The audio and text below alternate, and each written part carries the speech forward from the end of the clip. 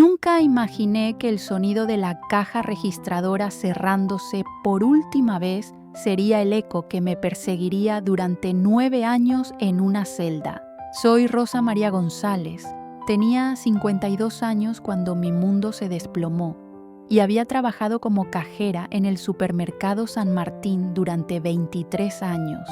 Era más que un trabajo para mí, era mi segundo hogar. Conocía a cada cliente habitual por su nombre, sabía qué productos preferían, recordaba los cumpleaños de sus hijos. Era la cajera de la línea 3, la que siempre tenía una sonrisa y nunca se equivocaba al dar el vuelto. Mi vida era simple pero plena. Trabajaba de lunes a sábado, cuidaba a mi madre enferma, los domésticos, y cada 15 días enviaba dinero a mi hija Esperanza, que estudiaba enfermería en Rosario. Mi esposo había muerto de cáncer 5 años antes y desde entonces mi rutina se había vuelto mi refugio. Levantarme a las 5 de la mañana, preparar mate, revisar que mamá tomara sus medicamentos y llegar puntual al supermercado a las 7 en punto. 23 años de puntualidad perfecta, 23 años sin una sola falta grave, 23 años construyendo una reputación de honestidad que se desmoronaría en una sola noche de marzo. Esa noche que cambió todo comenzó como cualquier otra. Era jueves, había llovido durante toda la tarde y el supermercado estaba más vacío que de costumbre. Mi supervisor, el señor Ramírez, un hombre joven que había llegado 2 años atrás con nuevas ideas sobre eficiencia y control, me pidió que me quedara hasta más tarde para hacer el arqueo de caja. No era inusual, lo había hecho cientos de veces antes, pero esa noche, cuando abrimos la caja fuerte para depositar la recaudación del día, faltaban 4,000 pesos. 4,000 pesos que, según los registros del sistema, deberían haber estado allí. 4,000 pesos que se convirtieron en la evidencia que me enviaría a prisión y destruiría todo lo que había construido en más de 5 décadas de vida. El señor Ramírez revisó los registros una y otra vez, su frente cada vez más arrugada por la preocupación. «Rosa, tiene que haber una explicación», me decía mientras yo revisaba mis propios recibos y notas mentalmente repasaba cada transacción del día. Pero no había explicación que encontráramos esa noche.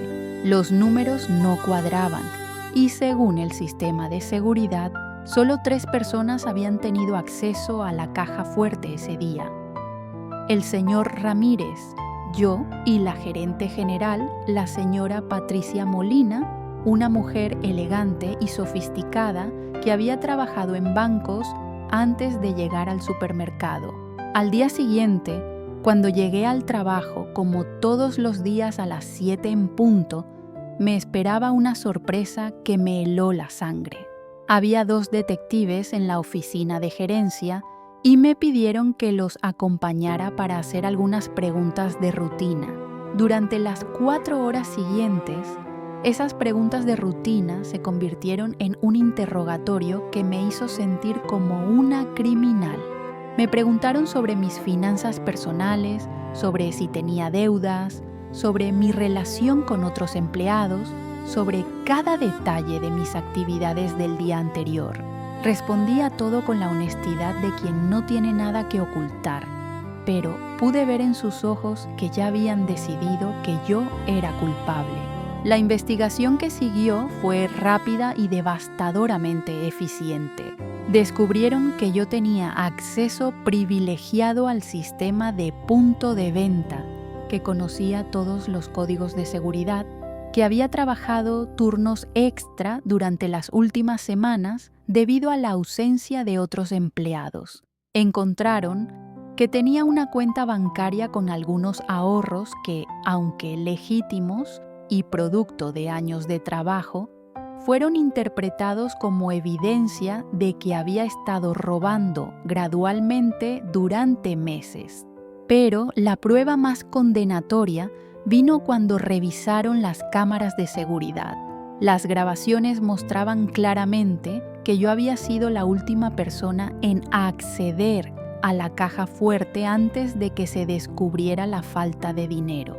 Lo que las cámaras no mostraban, porque estaban estratégicamente posicionadas para no capturar ciertos ángulos, era lo que realmente había pasado en esos momentos cruciales. Una semana después del descubrimiento, fui arrestada en mi propia casa frente a los ojos horrorizados de mi madre de 78 años. Los vecinos se asomaron por las ventanas mientras me llevaban esposada y pude ver en sus rostros la mezcla de shock y decepción. Rosa González, la mujer que durante décadas había sido un pilar de confiabilidad en el barrio, ahora era una criminal a sus ojos. Mi hija Esperanza tuvo que dejar sus estudios de enfermería para volver a cuidar a su abuela y tratar de entender cómo su madre, la mujer que le había enseñado que la honestidad era el valor más importante, había sido acusada de robo. El juicio fue una experiencia humillante que me marcó para siempre. Mi abogado de oficio, un hombre mayor y claramente abrumado por su carga de casos, hizo lo que pudo con los recursos limitados que tenía, pero la fiscalía había construido un caso que parecía airtight. Tenían las cámaras de seguridad, tenían los registros del sistema, tenían mi acceso privilegiado y tenían un motivo creíble. Una mujer mayor, viuda, con gastos médicos de su madre y los estudios de su hija para financiar. El testimonio más doloroso vino del señor Ramírez, mi supervisor. Subió al estrado con reluctancia evidente, pero testificó que yo era la única empleada que había estado sola con acceso a la caja fuerte durante el periodo en cuestión. Habló de mi dedicación al trabajo, de mi honestidad aparente, pero también de cómo la presión financiera podría haber llevado incluso a una persona normalmente honesta a tomar una decisión desesperada. Rosa siempre fue una empleada modelo, dijo, pero entiendo que las circunstancias pueden cambiar a las personas. Cada palabra era como una puñalada. Este hombre, para quien había trabajado lealmente durante 2 años, estaba ayudando a construir el caso que me enviaría a prisión.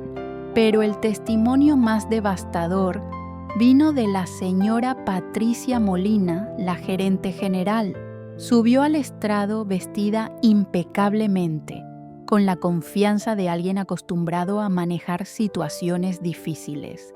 Testificó sobre los procedimientos de seguridad del supermercado, sobre mi acceso privilegiado al sistema, sobre cómo solo 3 personas podrían haber tomado el dinero. Cuando el fiscal le preguntó directamente si creía que yo era culpable, ella pausó dramáticamente, miró hacia donde yo estaba sentada y con una expresión de profunda tristeza, dijo: «No quiero creerlo, pero la evidencia es clara. Rosa tenía acceso, tenía oportunidad y aparentemente tenía motivo. Es la única explicación que tiene sentido». El jurado deliberó solo 3 horas antes de entregar su veredicto. Culpable de hurto agravado por la confianza depositada. La sentencia fue de 9 años de prisión, una condena que el juez justificó, diciéndose que los delitos cometidos por personas en posiciones de confianza requerían castigos ejemplares para disuadir a otros. Cuando escuché el martillazo final, sentí como si todo mi mundo se desintegrara. Había trabajado honestamente durante más de 40 años de mi vida, había criado a mi hija con valores sólidos, había cuidado a mi madre enferma, había sido un miembro respetado de mi comunidad. Y en un momento, todo eso fue destruido por 4,000 pesos que yo no había robado. Los primeros meses en la cárcel de mujeres de Villa Devoto fueron los más difíciles de mi vida. A los 52 años, me vi rodeada de mujeres mucho más jóvenes, muchas de las cuales habían crecido en un mundo de violencia y crimen que yo no podía comprender. Era la mujer mayor y aparentemente más vulnerable del pabellón, pero también era la que había sido condenada por un delito de cuello blanco, lo que me daba una extraña mezcla de respeto y sospecha entre las otras internas. Las noches eran las peores. Acostada en mi litera angosta, escuchando los ruidos constantes de la prisión, pensaba en mi madre, sola en casa y preguntándose cómo su hija había llegado a estar en prisión. Pensaba en Esperanza, que había tenido que abandonar sus sueños de ser enfermera para trabajar en empleos mal pagados y cuidar a su abuela. Pensaba en mis compañeros del supermercado, que ahora probablemente hablaban de mí como un ejemplo de cómo nunca se puede realmente conocer a las personas. Pero más que nada pensaba en esos 4,000 pesos y en lo que realmente había pasado esa noche.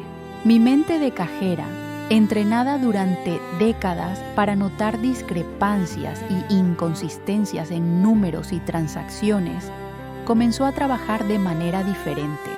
Repasaba cada detalle de ese día fatídico, cada interacción, cada momento en que alguien más podría haber tenido acceso a la caja fuerte. Había algo que no encajaba, algo que mi instinto me decía que era importante, pero que no lograba precisar. Durante mis primeros 6 meses en prisión, recibí visitas regulares de Esperanza y ocasionalmente de algunos vecinos que aún creían en mi inocencia. Pero gradualmente las visitas se hicieron menos frecuentes. La gente seguía con sus vidas y yo me convertí en un recuerdo incómodo de cómo incluso las personas más confiables pueden fallar. Mi madre, cuya salud se deterioraba rápidamente sin mi cuidado constante, murió 8 meses después de mi encarcelamiento. No me permitieron asistir a su funeral, y esa ausencia se convirtió en una herida que nunca sanaría completamente. Esperanza me contó más tarde que en sus últimos días, mamá insistía en que yo era inocente, que había algo que todos estábamos pasando por alto. Rosita nunca robaría ni un peso, repetía. Conozco a mi hija. Sus palabras se convirtieron en mi mantra durante las noches más oscuras. El cambio en mi situación comenzó de la manera más inesperada durante mi segundo año de condena.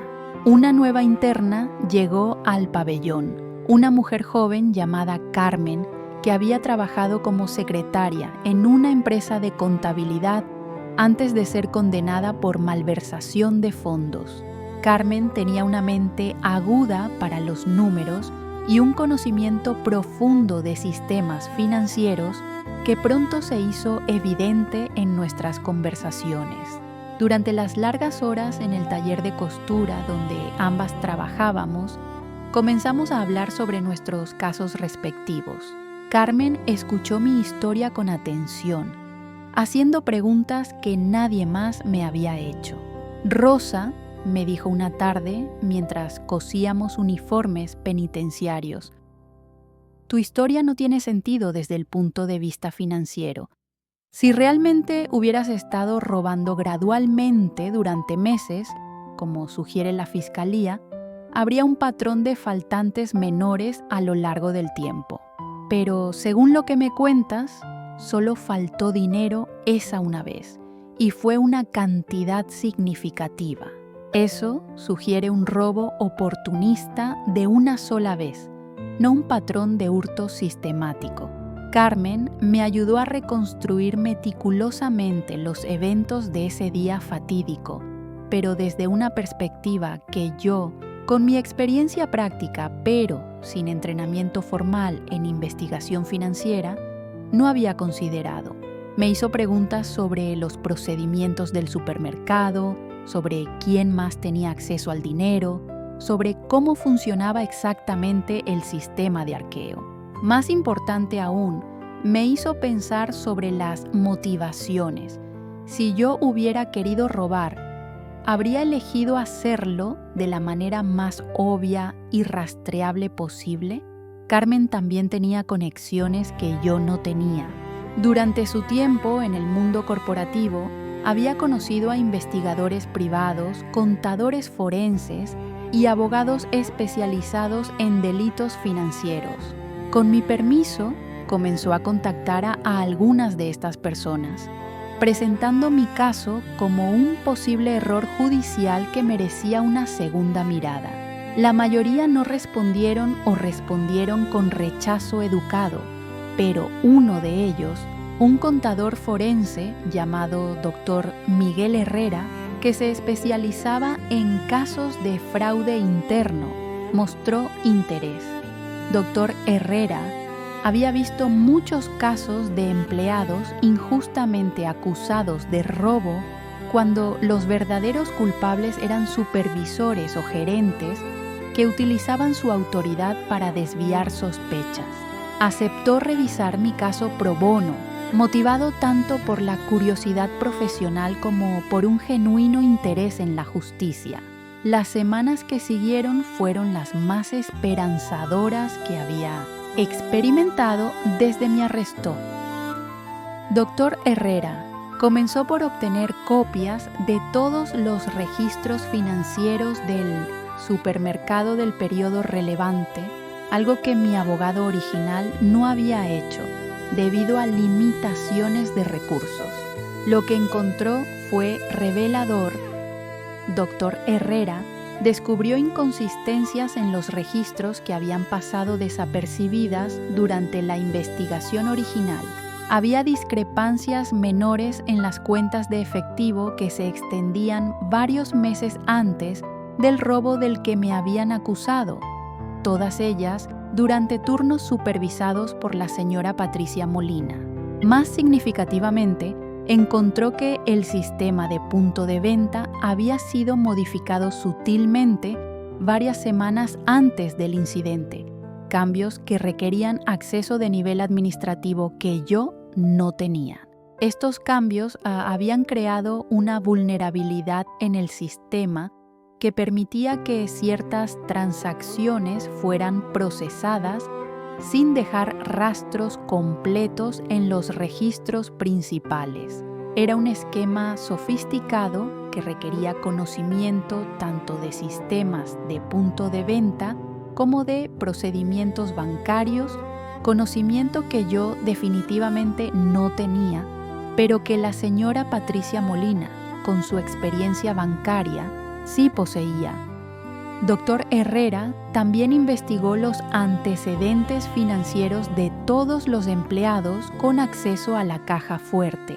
Mientras que mi situación financiera era exactamente lo que parecía ser, modesta pero estable, los antecedentes de la señora Patricia Molina contaban una historia diferente. Había acumulado deudas significativas de tarjetas de crédito en los meses previos al robo, había hecho varias inversiones fallidas en bienes raíces y estaba enfrentando una demanda por parte de un prestamista privado. Tenía motivos financieros mucho más urgentes para robar que yo, pero la evidencia más damning vino cuando Dr. Herrera logró obtener acceso a las grabaciones de seguridad completas, no solo las secciones que habían sido presentadas durante mi juicio. Con la ayuda de un experto en análisis de video, descubrió que había gaps en las grabaciones que correspondían exactamente a los momentos cuando el dinero habría sido tomado de la caja fuerte. Estos gaps no habían sido mencionados durante mi juicio, y cuando Dr. Herrera investigó más profundamente, descubrió que el sistema de seguridad había sido mantenido por una empresa que tenía vínculos financieros con la señora Patricia Molina. Carmen, mientras tanto, había estado realizando su propia investigación desde adentro de la prisión. Utilizando las conexiones que había mantenido con ex colegas, había logrado rastrear los movimientos financieros de la señora Patricia Molina después del robo. Descubrió que ella había hecho varios pagos grandes a acreedores en las semanas siguientes al incidente. relámpagos que coincidían sospechosamente con la cantidad que había sido robada. Más revelador aún, Carmen había encontrado evidencia de que la señora Patricia Molina había utilizado esquemas similares en empleos anteriores, incluyendo un caso en un banco donde había sido discretamente despedida sin cargos criminales después de que se descubrieron irregularidades en sus cuentas. Con toda esta nueva evidencia, Dr. Herrera contactó a un abogado especializado en apelaciones penales, el Dr. Fernando Castillo, que aceptó tomar mi caso. Dr. Castillo revisó toda la evidencia que Dr. Herrera había recopilado. Inmediatamente se dio cuenta de que tenía los elementos para un caso sólido de error judicial. Preparó una moción comprensiva para un nuevo juicio basada en nuevas evidencias que no habían estado disponibles durante mi juicio original.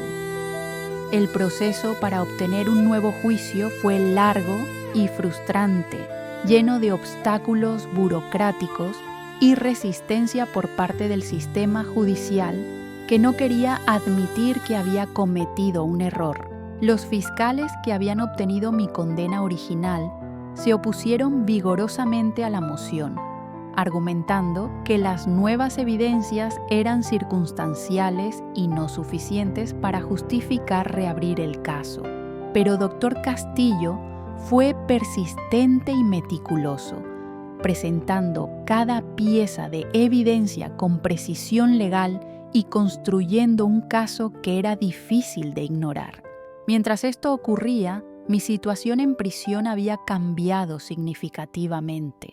Carmen había sido liberada después de cumplir su sentencia, pero antes de irse, me había conectado con otras internas que tenían habilidades e intereses en investigación. Había formado una especie de grupo de apoyo informal de mujeres que creían en la importancia de luchar contra las injusticias del sistema legal. Algunas de estas mujeres tenían experiencia en derecho, otras en contabilidad, otras simplemente tenían mentes agudas y tiempo libre. Juntas, continuamos investigando mi caso y otros casos de posibles errores judiciales.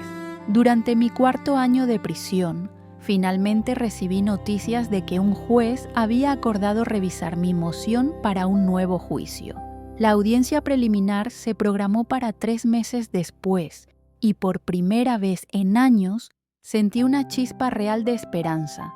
Dr. Castillo me visitó regularmente para prepararme para la audiencia, explicándome qué esperar y cómo podríamos presentar nuestro caso de la manera más efectiva. Esperanza, quien había estado trabajando incansablemente para apoyar mi caso mientras mantenía empleos múltiples para sobrevivir, finalmente tenía algo concreto por lo que esperanzarse. La audiencia preliminar fue tanto emocionalmente intensa como legalmente compleja. Dr. Castillo presentó toda la evidencia que habíamos recopilado durante 3 años de investigación, desde las inconsistencias en los registros financieros hasta los antecedentes cuestionables de la señora Patricia Molina. El momento más dramático llegó cuando presentó las grabaciones de seguridad completas, mostrando claramente los gaps que habían sido ocultados durante mi juicio original. La fiscal que se oponía a mi moción intentó desacreditar las evidencias, argumentando que eran especulativas y que no probaban definitivamente mi inocencia. Pero cuando el juez preguntó por qué estas evidencias no habían sido investigadas durante el juicio original, sus respuestas fueron vagas e insatisfactorias. Al final de la audiencia, que duró 2 días completos, el juez anunció que necesitaría tiempo para revisar toda la evidencia antes de tomar una decisión. Las semanas que siguieron fueron agonizantes, llenas de esperanza y terror en igual medida. Finalmente, 6 semanas después de la audiencia, recibí la noticia que cambiaría mi vida. El juez había decidido otorgar un nuevo juicio completo, basado en las nuevas evidencias presentadas.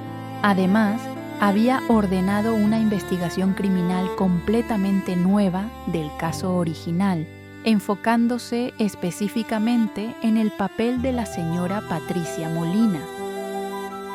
La investigación que siguió fue todo lo que la investigación original debería haber sido: thorough, objective y enfocada en encontrar la verdad más que en confirmar una teoría preexistente. Dr. Herrera trabajó directamente con los nuevos investigadores, proporcionando su expertise en análisis forense financiero. Las evidencias que habíamos recopilado durante años fueron finalmente examinadas por profesionales con los recursos y la autoridad para actuar sobre ellas. Los resultados fueron devastadores para la señora Patricia Molina. La nueva investigación descubrió no solo que ella había robado los 4,000 pesos de los que me habían acusado, sino que había estado robando sistemáticamente del supermercado durante más de 2 años, utilizando su posición como gerente para cubrir sus huellas y desviar sospechas hacia empleados subordinados. El monto total de su robo excedía los 50,000 pesos. Más damning aún, los investigadores descubrieron que ella había manipulado deliberadamente las evidencias durante la investigación original, trabajando con contactos en la empresa de seguridad para asegurar que las grabaciones mostradas durante mi juicio no revelaran sus propias actividades. Había orquestado cuidadosamente mi incriminación, sabiendo que como cajera con acceso a la caja fuerte, yo sería un chivo expiatorio perfecto. Cuando la confrontaron con esta evidencia, la señora Patricia Molina inicialmente mantuvo su inocencia, pero bajo la presión de un interrogatorio profesional y confrontada con pruebas irrefutables, finalmente confesó. Su confesión fue completa y devastadora, detallando no solo cómo había robado el dinero, sino también cómo había manipulado la investigación para asegurar que yo fuera culpada por su crimen. Explicó que había elegido esa noche particular porque sabía que yo estaría trabajando tarde y sería la última persona con acceso documentado a la caja fuerte, proporcionándole la cobertura perfecta para su robo. La confesión de Patricia Molina fue suficiente para que la fiscalía abandonara inmediatamente todos los cargos contra mí. Después de 4 años y 8 meses en prisión, fui liberada sin más ceremonia que la firma de algunos documentos y la devolución de mis posesiones personales, las mismas que había llevado el día de mi arresto. Salir de la prisión después de casi 5 años fue una experiencia surreal. El mundo había continuado girando sin mí, la tecnología había avanzado, las personas habían envejecido y yo me sentía como una extraña en lo que una vez había sido mi propia vida. Esperanza, ahora una joven mujer de 25 años que había sacrificado años de su propia vida luchando por mi libertad, me esperaba en las puertas de la prisión con lágrimas de alegría y tristeza mezcladas. La mujer que había enviado a prisión ya no existía, y la mujer que salía tenía cicatrices invisibles que tardarían años en sanar. Los primeros meses de libertad fueron más difíciles de lo que había anticipado. Había perdido mi trabajo, mi casa había sido vendida para pagar gastos legales, y mi reputación en el barrio había sido destruida. Aunque mi inocencia había sido finalmente establecida, muchas personas aún tenían dudas y otras simplemente me asociaban con problemas y drama.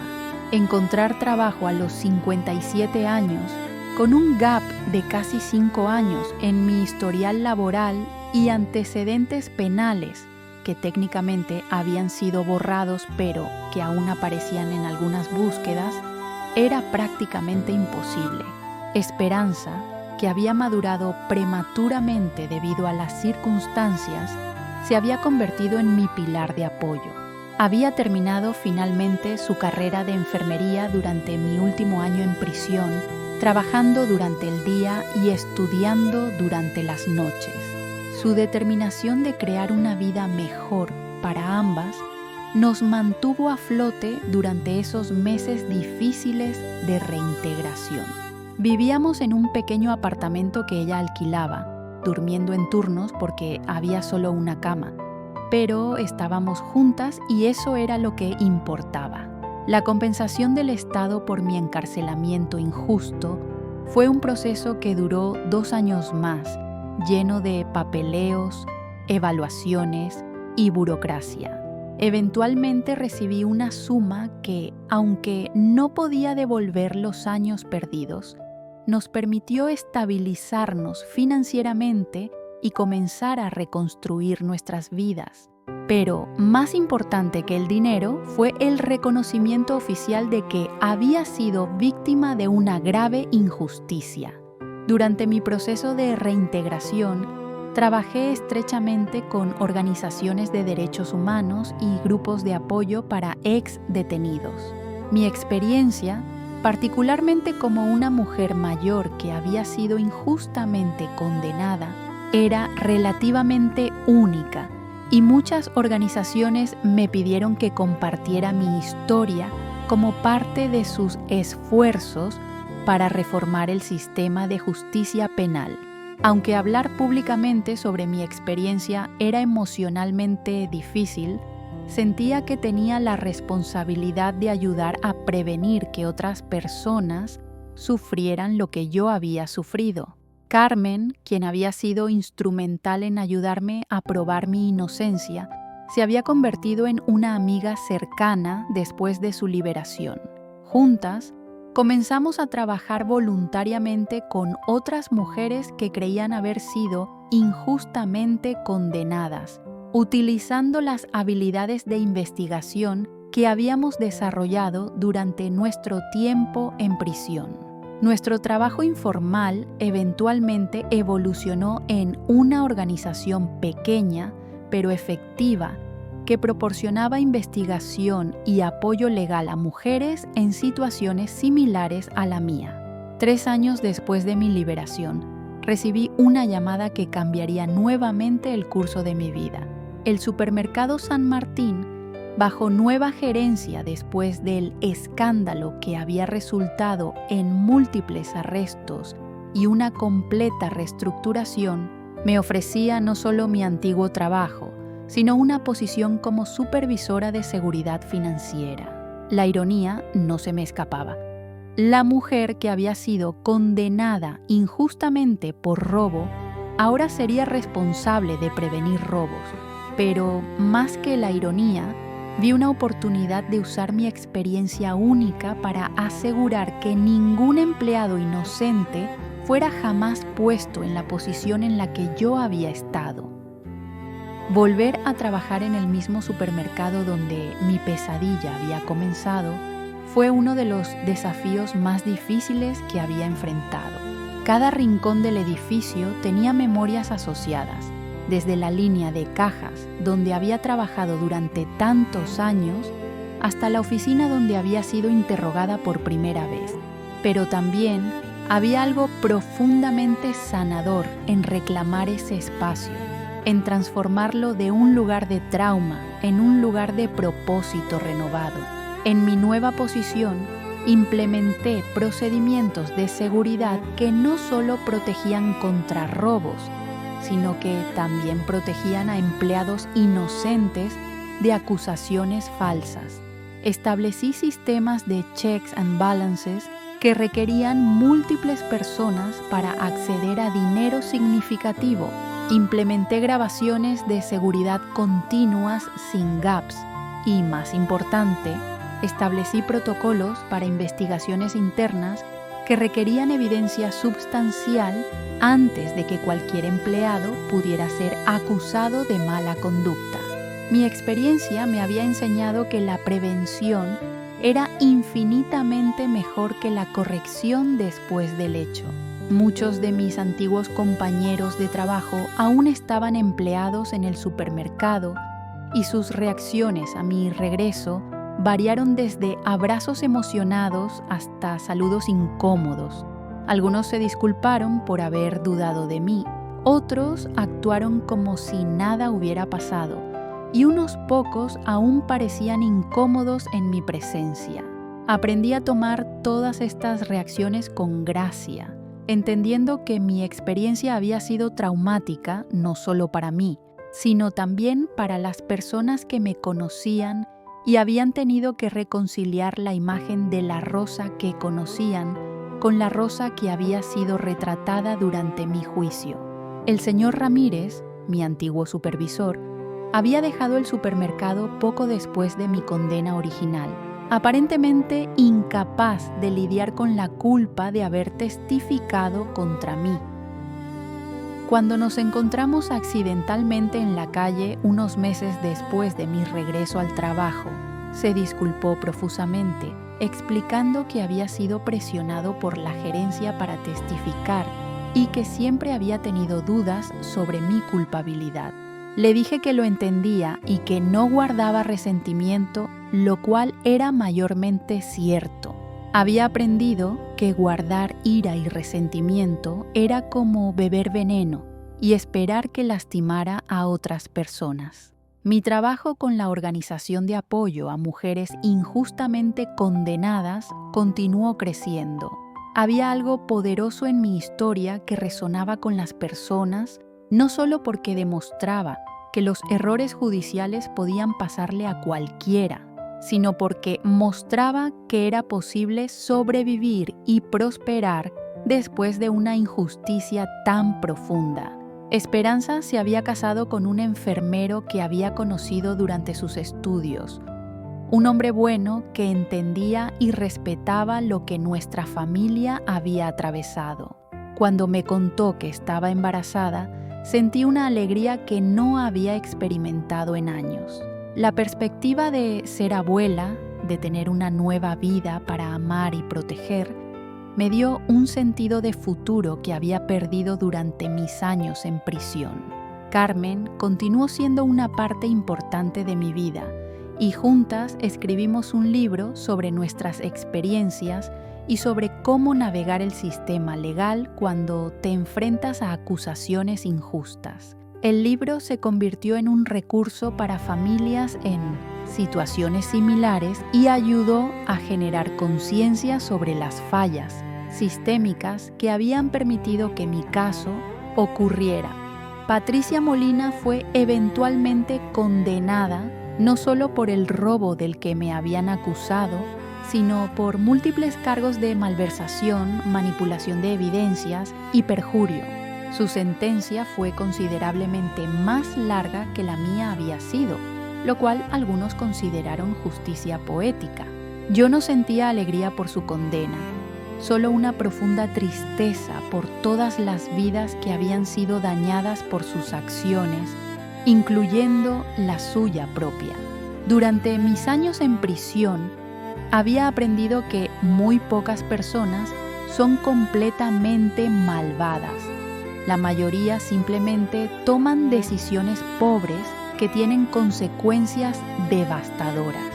5 años después de mi liberación, mi vida había encontrado una nueva normalidad. Tenía un trabajo que encontraba meaningful, una relación reparada con mi hija y una nieta pequeña que me adoraba sin saber nada sobre mi pasado complicado. Había convertido mi experiencia traumática en una fuerza para el bien, ayudando a otras mujeres y trabajando para prevenir que injusticias similares ocurrieran. Pero las cicatrices emocionales de mi experiencia nunca desaparecieron completamente. Había noches cuando me despertaba en sudor frío, soñando que estaba de vuelta en mi celda. Había momentos cuando el sonido de llaves o el cierre de puertas me transportaba inmediatamente de vuelta a la prisión. Había días cuando la ansiedad sobre el dinero, sobre ser acusada falsamente otra vez, me paralizaba. pero había aprendido a manejar estos episodios, a reconocerlos como parte natural del proceso de sanación de un trauma profundo. La terapia había sido una parte crucial de mi recuperación. Durante mis primeros años de libertad, trabajé con una psicóloga especializada en trauma de encarcelamiento que me ayudó a procesar no solo los años en prisión, sino también la traición profunda de haber sido culpada por un crimen que no cometí. Aprendí que la vergüenza que sentía no era mía para cargar, que la culpa pertenecía a aquellos que habían pervertido la justicia, no a mí como víctima de esa perversión. Aprendí a separar mi autoestima de las opiniones de otros, a encontrar validación interna en lugar de buscarla constantemente en fuentes externas. Mi nieta, Isabel, se convirtió en una fuente de alegría pura que había estado ausente de mi vida durante tantos años.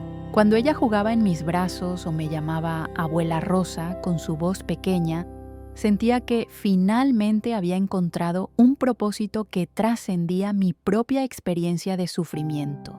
Estaba determinada a ser la abuela que mi experiencia me había impedido ser para otros, a darle el amor incondicional y la estabilidad que mi propio trauma había interrumpido en mi capacidad de dar durante años. Esperanza y yo desarrollamos una relación que era más fuerte que la que habíamos tenido antes de mi encarcelamiento, forjada en las llamas de la adversidad compartida. Ella me había visto en mis momentos más vulnerables, había luchado por mí cuando no tenía fuerzas para luchar por mí misma, había sacrificado años de su juventud para probar mi inocencia. Nuestra conexión ahora estaba basada no solo en el amor familiar, sino en el respeto mutuo y la comprensión profunda de lo que cada una había soportado. El trabajo con la organización de apoyo a mujeres injustamente condenadas se convirtió en mi pasión más grande. Durante los años siguientes a mi liberación, ayudamos a exonerar a 6 mujeres más que habían sido víctimas de errores judiciales similares al mío. Cada caso era único, pero todos compartían elementos comunes, investigaciones inadecuadas, evidencias mal interpretadas y una tendencia del sistema a aceptar explicaciones simples en lugar de buscar la verdad compleja. Trabajábamos no solo para liberar a mujeres inocentes, sino también para implementar reformas sistémicas que prevendrían futuras injusticias. Una de las mujeres que ayudamos a liberar fue Ana Gutiérrez, una joven madre que había sido condenada por abuso infantil cuando su bebé había sufrido lesiones que más tarde se determinó fueron causadas por una condición médica rara no diagnosticada. Ana había pasado 3 años en prisión, separada de sus otros 2 hijos, antes de que nuestra investigación revelara la verdad médica de la situación.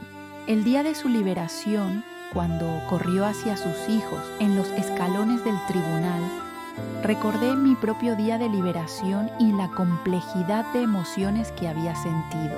La alegría era siempre mezclada con grief por el tiempo perdido que nunca podría ser recuperado.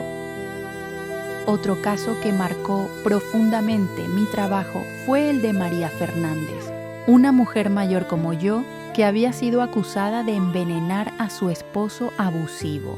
La investigación había sido superficial, ignorando años de abuso doméstico documentado y la evidencia médica que sugería que la muerte del esposo había sido causada por una condición cardíaca preexistente exacerbada por años de alcoholismo.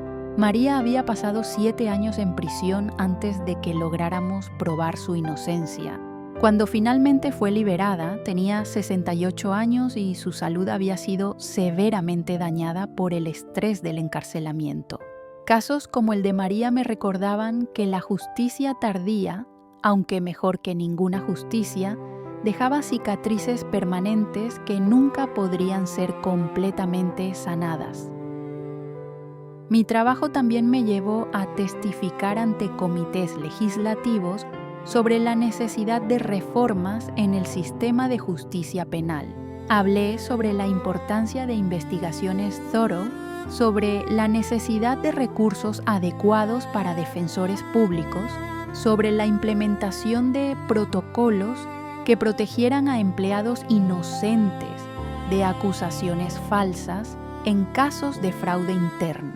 Mi testimonio, basado no en teoría legal, sino en experiencia vivida, tuvo un impacto que no había anticipado. Varias de las reformas que propusimos fueron eventualmente implementadas, incluyendo requerimientos de evidencia más sustancial antes de que empleados pudieran ser acusados de delitos financieros. Carmen continuó siendo mi colaboradora más cercana en este trabajo. Su experiencia en sistemas financieros complementaba mi comprensión práctica de cómo las injusticias afectaban a las familias de las víctimas. Juntas desarrollamos un programa de entrenamiento para abogados defensores sobre cómo investigar efectivamente casos de fraude interno, incluyendo técnicas de análisis forense financiero que podrían revelar evidencias que las investigaciones policiales rutinarias podrían pasar por alto. A medida que los años pasaron, mi historia se convirtió en una parte establecida del discurso sobre reforma de justicia penal en Argentina. Universidades me invitaban a dar conferencias, organizaciones internacionales de derechos humanos citaban mi caso como ejemplo de fallas sistémicas, y mi libro se había convertido en lectura requerida en varios cursos de derecho penal. Pero más importante que cualquier reconocimiento académico era el impacto práctico que nuestro trabajo estaba teniendo en las vidas de mujeres reales enfrentando injusticias reales. El supermercado San Martín, bajo mi supervisión de seguridad financiera, no había tenido un solo caso de empleado acusado falsamente de robo en los 5 años desde mi regreso. Los protocolos que había implementado habían prevenido no solo robos reales, sino también las condiciones que habían permitido que yo fuera injustamente culpada. Varios otros supermercados y negocios habían adoptado sistemas similares después de estudiar nuestros resultados. Cuando Isabel cumplió 5 años, organizamos una gran fiesta familiar que incluía no solo a nuestra familia inmediata, sino también a Carmen, a varias de las mujeres que habíamos ayudado a exonerar y a algunos de los abogados e investigadores que habían trabajado en nuestros casos. Viendo a todas estas personas reunidas, celebrando no solo el cumpleaños de mi nieta, sino también los vínculos que habían sido forjados a través de nuestras experiencias compartidas de injusticia y resistencia, sentí una profunda sensación de gratitud. Mi experiencia había sido dolorosa, había costado años de mi vida y había causado traumas que nunca desaparecerían completamente. Pero también había llevado a conexiones profundas, a trabajo meaningful y a cambios sistémicos que estaban protegiendo a otras mujeres de sufrir lo que yo había sufrido. En momentos quiet, cuando estaba sola con mis pensamientos, a veces me preguntaba cómo habría sido mi vida si nunca hubiera sido falsamente acusada. Habría continuado trabajando como cajera hasta mi jubilación. Habría cuidado a mi madre hasta su muerte natural. Habría visto a Esperanza graduarse de enfermería sin interrupciones. Habría sido una vida simple y predecible. Una vida que en muchos ways había deseado desesperadamente durante mis años más oscuros.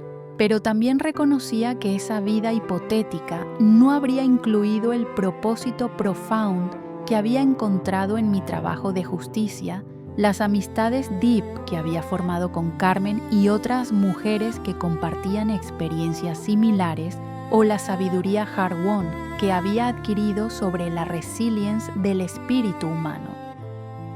No romanticizaría mi experiencia o sugeriría que el sufrimiento es necesario para el crecimiento personal.